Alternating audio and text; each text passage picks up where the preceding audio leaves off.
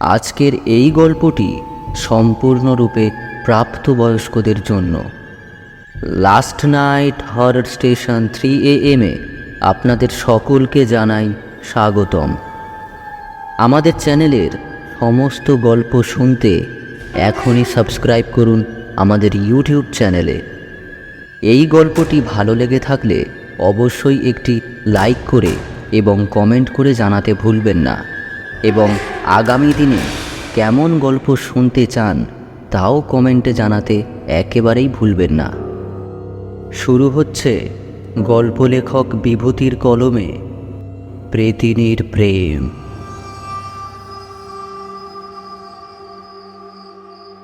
নীলির কথা শুনে আমি খানিকটা হেসে দিলাম। বললাম, আমাকে দেখে কি মনে হচ্ছে? আমার ভয় করছে? নীলি কিছু না বলে কেবল আমার দিকে তাকিয়ে রইল। জানালার ওপাশটা বেশ অন্ধকার। আমি নীলির চেহারা পরিষ্কার বুঝতে পারছি না, তবে কেন জানি না মনে হলো ও গভীর চোখে আমার দিকেই তাকিয়ে আছে। ওর চোখে একটা বিস্ময়ে কাজ করছে। কে বলে যে কেবল মানুষেরাই বিস্মিত হতে পারে? অশরীরীরাও যে বিস্মিত হতে পারে তা নীলির চেহারা না দেখলে আমি ঠিকমতো বুঝতে পারতাম না। নীলি জানালা ভেদ করে আমার ঘরে চলে এলো। যেমন করে আমরা দরজার পর্দা সরিয়ে ঘরে ঢুকি ঠিক সেইভাবে। ব্যাপারটা এমন যেন খুব স্বাভাবিক একটা ঘটনা। অন্য কেউ হলে এতক্ষণে মনে হয় চিৎকার চেঁচামেচি করে কানের পর্দা ফাটিয়ে ফেলত। আমি নিজেকে সামলে নিলাম, তবে এই সামলে নেওয়া ব্যাপারটা এমনি এমনি হয়নি। এখানে ভাড়ায় এসেছি খুব বেশি দিন হয়নি। প্রথমেই যখন এখানে ভাড়ায় আসি, ঘর ভাড়া শুনে একটু অবাকই হয়েছিলাম। তার উপর আমি ব্যাচেলার জেনেও আমাকে যখন ভাড়া দিতে রাজি হয়ে গেল, তখন আসলেই একটু অবাক না হয়ে পারলাম না। এমন বাসায় সহজে বাড়ির মালিকেরা ব্যাচেলারদের বাসা ভাড়া দিতে চায় না। অন্য সব ফ্লোরগুলো ভাড়া দেওয়া, কেবল এই ফ্লোরে কেউ নেই। তখন অবশ্য কোনো প্রকার সন্দেহ হয়নি। আমি নিশ্চিন্তে উঠে গেলাম। সবথেকে বড় সুবিধা হলো আমার অফিস থেকে বাসাটা একদম কাছে, হেঁটে যাওয়ার দূরত্ব। কেবল সমস্যা ছিল যে রাত হলেই আমার ঘরটা একটু বেশি ঠান্ডা হয়ে যেত। ভালোই হতো যে প্রচণ্ড গরম ছিল বাইরে, আর আমি এদিকে এসি চালু না করেই ঠান্ডার আরাম পেতাম। আর একটা ব্যাপার, বাড়ির মালিক প্রতিদিন সকালে এসে আমার খোঁজ খবর নিয়ে যেত, আমার কোনো সমস্যা হচ্ছে কিনা কিংবা আমি ভালো আছি কিনা। কথা বলার সময় বাড়িওয়ালার চেহারায় একটা অন্যরকম দুশ্চিন্তার ছাপ দেখতে পেতাম। তবে আমি যখন বলতাম কোনো সমস্যা নেই, তখন ভদ্রলোকের চেহারা দেখে মনে হতো যেন বুকের ওপর থেকে 10 মনের একটা পাথর সরে গেল। আমার তারপর থেকেই খানিকটা সন্দেহ তৈরি হলো। এখন সন্দেহ তৈরি হলেই তো বাড়ির মালিকের কাছে গিয়ে বলা যায় না যে, আঙ্কেল, আপনার বাড়িতে কি কোনো ভূত আছে? আর জানতে চাইলেই উনি কেনই বা বলবেন? তার উপরে বাড়ি থেকে চলে যেতে বলতে পারেন। আমি কেন এত চমৎকার জায়গা ছাড়ব? তবে একদিন পাড়ার দোকানের কাছে জানতে চাইলাম। প্রথমে তো বেটা বলতেই চায় না। কিন্তু ওই ফ্ল্যাটে আমি 2 সপ্তাহের উপরে আছি শুনে এবং নিশ্চিন্তে আছি দেখে দোকানদার বেশ অবাক হয়ে আমার দিকে তাকালো। তারপর গলা নিচু করে যা বলল তার সারমর্ম হলো, আমি যে ফ্ল্যাটে থাকি সেই ফ্ল্যাটে নাকি একটা ভূত থাকে। সোজা ভাষায় পেতনি। মেয়েটা নাকি ওখানে মারা গিয়েছিল। মেয়েটার নাম ছিল নীলি। এর আগে ওই ফ্ল্যাটে কেউ নাকি 1 সপ্তাহের বেশি থাকতেই পারেনি। আমি সপ্তাহ 2 কিভাবে আছি এই নিয়ে তার বিস্ময়ের শেষ নেই। আমি হেসেই উড়িয়ে দিলাম। সদাইপাতি কিনে নিয়ে হাজির হলাম বাসায়। বাসায় আসার পরেই আমি ব্যাপারগুলো নিয়ে একটু চিন্তা করতে শুরু করলাম। যতই হেসে উড়িয়ে দিই, নিজের মনে মনে একটু ভয় কিংবা সন্দেহ ততক্ষণে তৈরি হয়ে গেছে। আসলেই কিছু একটা হয়তো আছে এই বাসায়, বিশেষ করে ঠান্ডার বিষয়টা। তাছাড়া আর একটা ব্যাপার আমি আগে লক্ষ্য করিনি, তবে লক্ষ্য করাটা মনে হয় দরকার ছিল।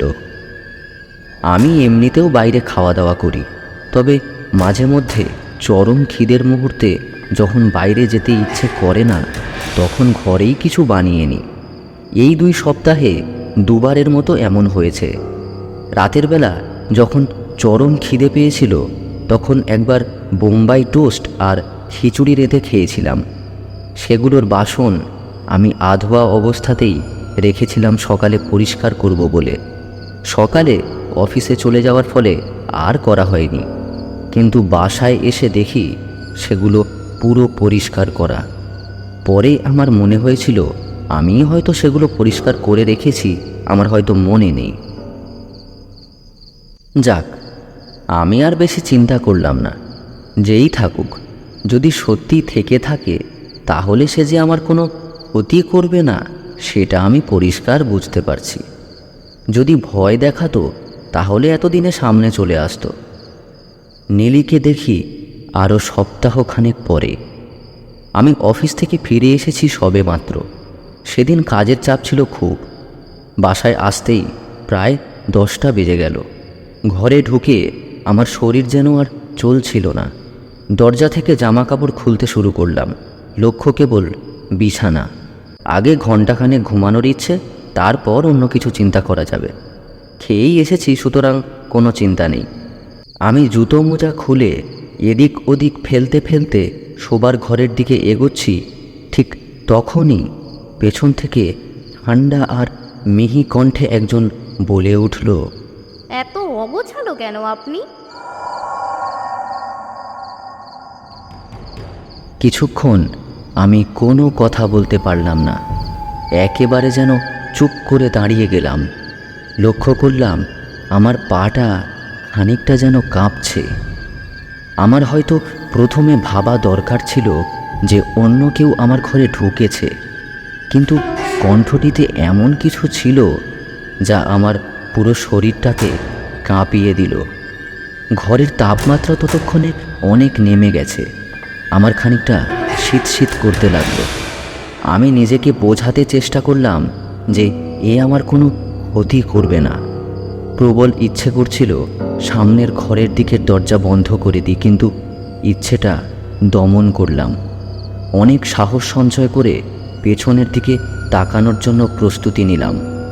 ঘুরে তাকাতেই দেখি সেখানে কেউ নেই।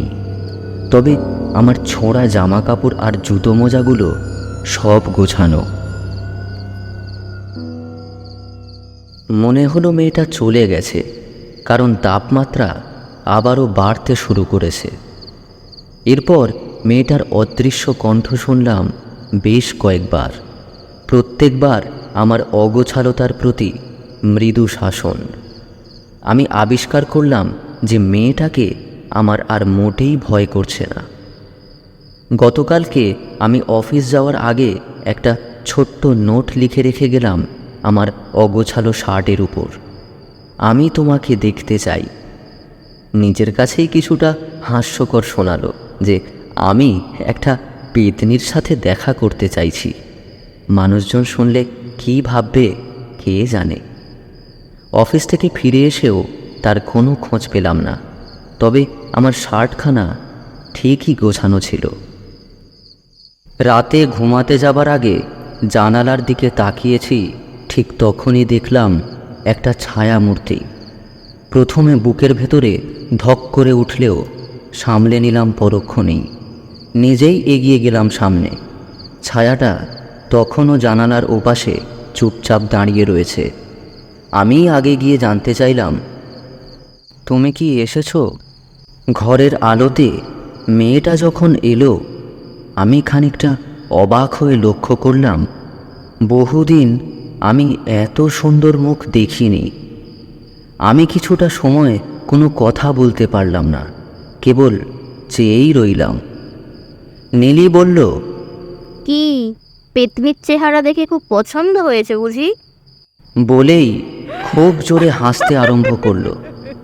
ছোটবেলা থেকে আমাদের যা শেখানো হয় শাঁকচুন্নি আর পেতনির বিষয়ে, তা দেখি পুরোই উল্টো। নীলি আমার দিকে তাকিয়ে বলল, তুমি বেশ সাহসী দেখছি। এর আগের মানুষগুলো বেশ ভীতু ছিল। যাক, ভালো, তোমার সাথে টুকটাক কথা বলা যাবে, চাইলে প্রেমও করতে পারো। আচ্ছা তাই? জানো সুন্দরী পেতনির সাথে প্রেম করার সুবিধা কি? কি শুনি? পেতনির বাবা তাকে বিয়ে দেওয়ার জন্য চাপ দিতে পারবে না, বিয়ে হওয়ার সম্ভাবনাই নেই। এই কথাটা বলার পরই দেখলাম নীলির মুখটা কেবল মলিন হয়ে গেল। আমার দিকে তাকিয়ে বলল, আচ্ছা, আমি যাই। সে কি? কোথায়? আমার কথায় কষ্ট পেলে নাকি? না না, ঠিক আছে। না, ঠিক নেই। আমাকে বলবে, তারপর যাবে। নিজের কণ্ঠ শুনে নিজেই অবাক হয়ে গেলাম। আমি একটা অশরীরীর সাথে আর্গুমেন্ট করছি। আমার বলার ধরনেই কিনা জানি না, নীলি আবারও হেসে ফেলল। তারপর আমার দিকে তাকিয়ে বলল, তোমরা যা মনে করো আমরা কিন্তু অতটা ফ্রি নই। তোমাদের যেমন নিজেদের জগৎ আছে, ঠিক আমাদেরও নিজেদের জগৎ আছে। আমাদের সেখানেও থাকতে হয়। তাহলে আমাদের জগতে? যাদের মৃত্যু অস্বাভাবিকভাবে হয় তাদের সাথে এই জগতের একটা সংযোগ স্থাপন হয়ে যায়। চাইলেও আমরা এখান থেকে নিজেদেরকে সরিয়ে রাখতে পারি না। বুঝেছো? আচ্ছা, বুঝলাম। তা কখন আসবে আবার? আসলেই টের পাবে। এখন যাই। নীলির অনেক কিছুই জানা হলো না, তবে মেয়েটা আবার আসবে, তখন ওর সাথে চুটিয়ে আড্ডা দেওয়া যাবে। নীলি যেভাবে জানালা ভেদ করে এসেছিল ঠিক সেইভাবেই চলে গেল। আমি নিজের বিছানার দিকে রওনা দিলাম ঘুমানোর জন্য। আচ্ছা, তোমরা আমাদের কি মনে করো বলো তো? কি আবার মনে করব? এতদিন যা শুনে এসেছি তাই তো মনে করব। তা কি শুনেছো? ওই যে ভূত এফএমে। ভূত এফএমের নাম শুনতেই নীলির মুখটা বিরক্তিতে ভরে গেল। আমার দিকে তাকিয়ে বলল, তোমার ওই আর্জেনা ফার্জেকে যদি সামনে পেতাম না, তাহলে তার গাল থাপড়ে লাল করে দিতাম। বেটা ফাজিলের এক শেষ। তার মানে ওই সব কিছু সত্যি নয়? অবশ্যই না। তাহলে এই যে এত মানুষ মরে কিভাবে? আশ্চর্য! কিভাবে মরি আমরা জানি নাকি? নিজেরা নিজেরা ভয় পেয়ে মরলে আমাদের কি করার আছে? আমাদের তো খেয়ে দে কাজ নেই, তোমাদের ভয় দেখাবো? আমি বললাম, আচ্ছা তোমাদের পৃথিবীটা কেমন? নীলি কি একটা যেন ভাবল, তারপর বলল, কিভাবে বলবো? আচ্ছা শোনো, তোমাকে একটা কথা বলি। ভালো করে বললে আমাদের পৃথিবীটা কিন্তু অনেকটা তোমাদেরই মতো। বলতে পারো পৃথিবীর একটা প্যারালাল ওয়ার্ল্ড থাকে না, ঠিক তেমন। ইদানিং বাসায় এসে আমার একমাত্র কাজ হচ্ছে নীলির সাথে কথা বলা। মেয়েটিও ঠিক যেন আমার জন্য অপেক্ষা করে।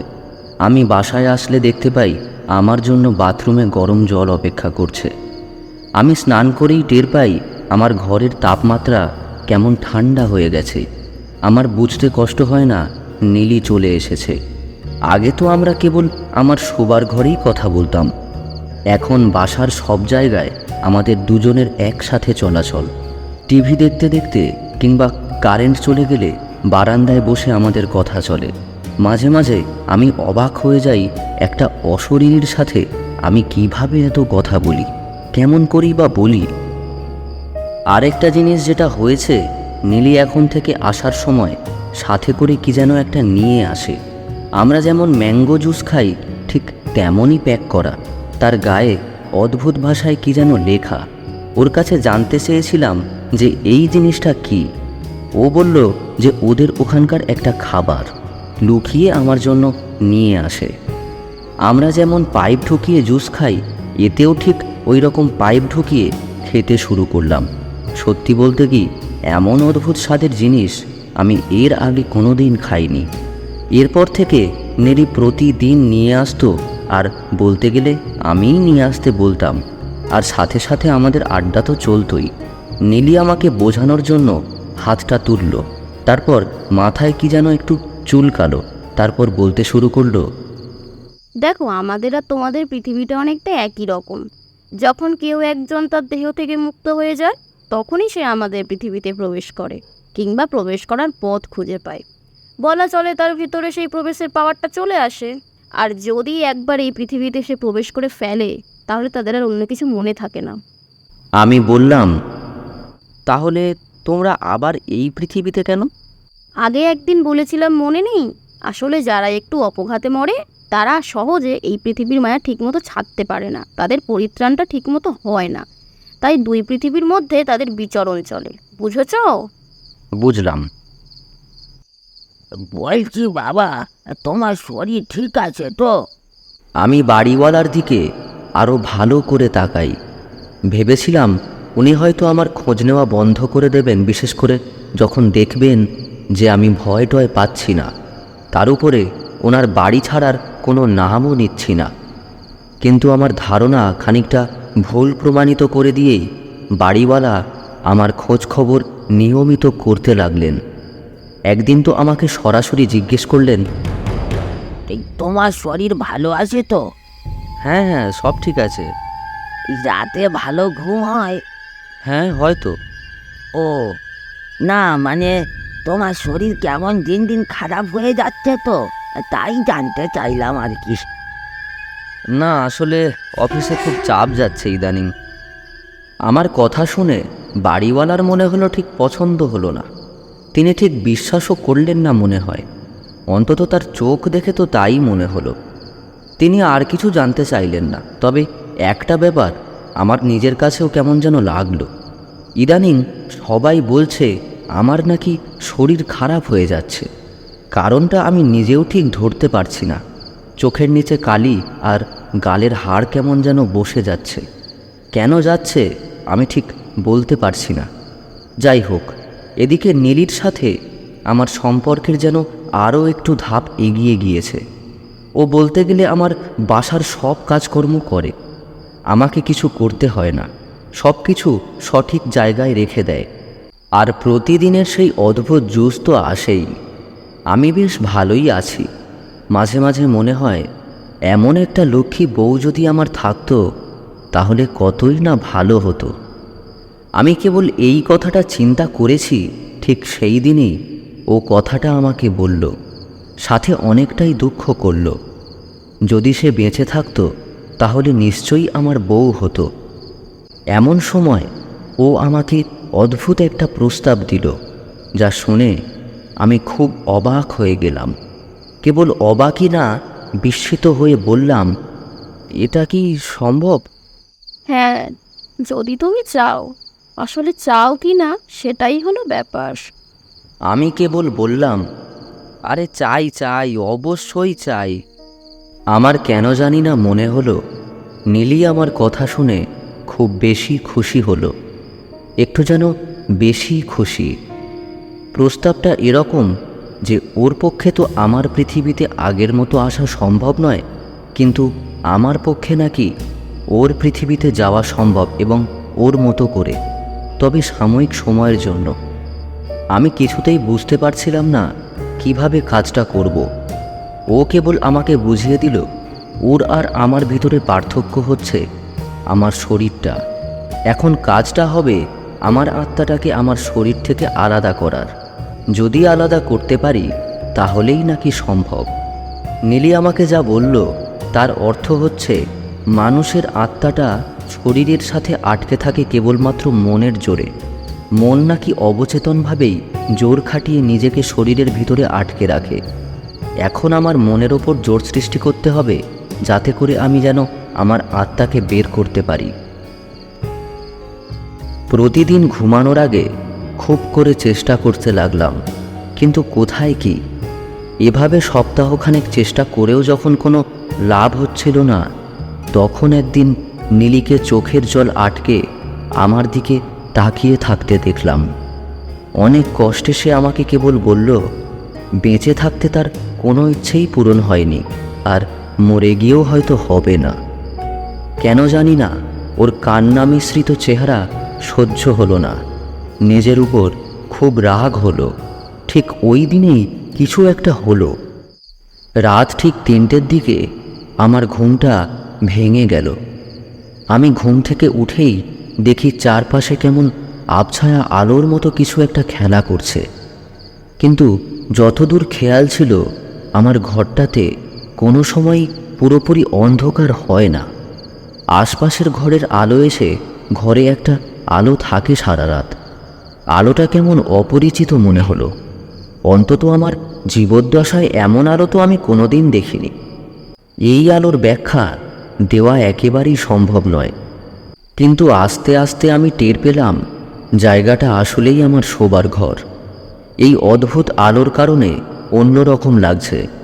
নিজের ঘরের আসবাবপত্র, জানালা, দরজা সবই চিনতে পারলাম। আমি এদিক ওদিক তাকিয়ে একটু নড়তেই কেমন যেন নিজেকে খুব বেশি হালকা মনে হলো। নিচে তাকিয়ে আমার চোখ পুরো আকাশে উঠল। আমার ঠিক নিচে কেউ একজন শুয়ে আছে, দেখতে হুবহু আমারই মতো। এমনকি আমি রাতের বেলা যেটা পরে ঘুমিয়েছিলাম সে সেই পোশাকটাই পরে আছে। আমি কিছুটা অবিশ্বাস চোখ নিয়ে তাকিয়ে রইলাম সেদিকে। তাহলে সত্যি কাজ হয়েছে। এবার নীলির কাছে যাওয়া যাবে। নীলির দেশে আমি প্রবেশ করতে পারবো। সত্যিই কি পারবো? আমি যেই না একটু নড়তে যাব তখনই দেখলাম একটা কিছু দড়ি জাতীয় জিনিস দিয়ে আমার ঠিক পায়ের কাছে থেকে আটকানো, আর সেটা আমার ঘুমন্ত শরীরের পায়ের কাছেও বাঁধা, অনেকটা শেকলের মতো। ওটা দিয়েই আমি আমার দেহের সাথে আটকে আছি। আমি কিছু সময় টানাটানি করলাম, কিন্তু কোনো লাভ হলো না। সেটা খুলল না, কিংবা খোলার কোনো লক্ষণও দেখতে পেলাম না। ঠিক সেই সময় নীলিকে দেখতে পেলাম। ওর হাতে সাদা ফলাওয়ালা একটা কুঠার জাতীয় কিছু। আমার দিকে তাকিয়ে কেবল হাসল, তবে ওর হাসির ভিতরে কেন জানি না কোনো প্রাণ দেখতে পেলাম না, বরং সেখানে কেমন যেন একটা তাড়াহুড়ো ভাব। এটাকে এক্ষুনি কেটে ফেলতে হবে। কোনো ক্ষতি হবে না তো? আরে না না, কিচ্ছু হবে না, আমার কথার উপরে ভরসা নেই। আমার অবশ্য আরও একটু চিন্তা ভাবনা করার ইচ্ছে ছিল। এভাবে কেটে ফেলা কি ঠিক হবে? আমার কেন জানি না মনে হচ্ছে এটা আমার শরীরের সাথে আমার আত্মার বন্ধন। কেবল এটাই মনে হচ্ছে এটা প্রধান, যেটা আমাকে আমার শরীরের সাথে আটকে রেখেছে। এখন যদি এটা ছিঁড়ে ফেলি তখন আমি আবার ফিরতে পারবো তো আমার শরীরে? নীলি যখনই আমার ঘুমন্ত শরীরের দিকে এগিয়ে গেল তখনই একটা ঘটনা ঘটল। আমার শোবার ঘরের দরজাটা হাট করে খুলে গেল। দরজার দিকে তাকিয়ে দেখি সেখানে বাড়িওয়ালা দাঁড়িয়ে আছে, সাথে আরও একজন। তাকে চিনতেও আমার খুব বেশি কষ্ট হলো না। আমাদের এলাকার মসজিদের ইমাম। দরজা খুলে কেউ আমার দিকে তাকালো না। এমন একটা ভাব যেন আমাকে তারা দেখতেই পাচ্ছে না। তাদের চোখ আমার ঘুমন্ত শরীরের দিকে। বাড়িওয়ালা খুব উত্তেজিত হয়ে কিছু একটা বলল, কিন্তু আমি আবছাভাবে শুনতে পেলাম। মনে হলো যেন অনেক দূর থেকে শুনতে পাচ্ছি। কেবল একটা কথাই কানে গেল। বাড়িওয়ালা বলছে, দেরি হয়ে গেল নাকি সাহেব? মনে হয় দেরি হয়নি, এখনো শরীর গরম আছে। তারপর ইমাম সাহেব আমার শরীরের দিকে এগিয়ে এসে আমার হাত স্পর্শ করলেন। সঙ্গে সঙ্গে আমার পুরো শরীর কেঁপে উঠল। নীলের দিকে তাকিয়ে দেখি ওর মুখটা কেমন বিষণ্ণ হয়ে গেছে। তারপর ইমাম সাহেব জল জাতীয় কিছু ছিটালেন আমার উপর। আমার আর কিছু মনে নেই। সকালবেলা বেশ বেলা করে ঘুম থেকে উঠলাম। তাকিয়ে দেখি বাড়িওয়ালা আমার দিকে তাকিয়ে আছে। আমাকে চোখ খুলতে দেখে তার মুখ থেকে একটা দুশ্চিন্তার রেখা কমে গেল।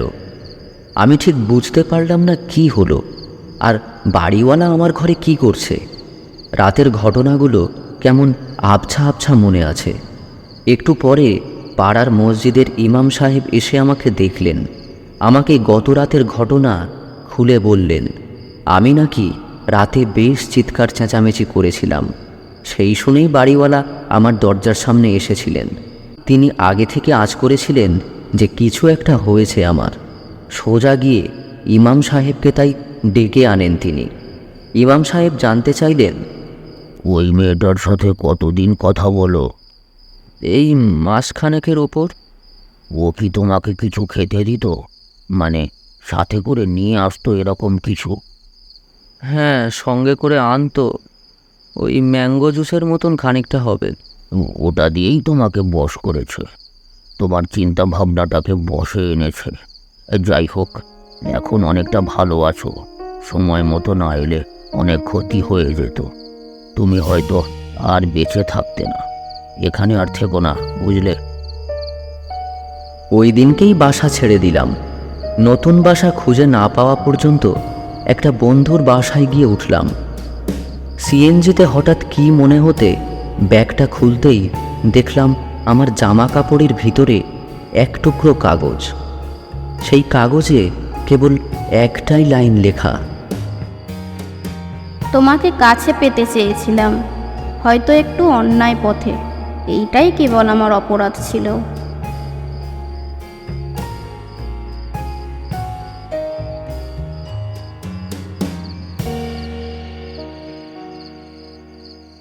তাহলে কেমন লাগলো আজকের গল্প? কমেন্ট করে জানাতে ভুলবেন না। আর এই রকম গল্প নিয়মিত পেতে অবশ্যই চ্যানেলটিকে সাবস্ক্রাইব করে বেল আইকনে থাকা অল অপশানে ক্লিক করে দেবেন। নিজে তো শুনছেনই, বন্ধু বান্ধব ও আত্মীয় স্বজনদেরও জানান আমাদের গল্পের কথা, যাতে তারাও উপভোগ করতে পারে আমাদের প্রতিটি গল্প।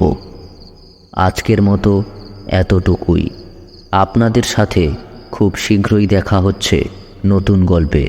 ততক্ষণ stay tuned and do not forget to like, share and subscribe to our YouTube channel and click the bell icon for notifications. ভালো থাকবেন। শুভরাত্রি।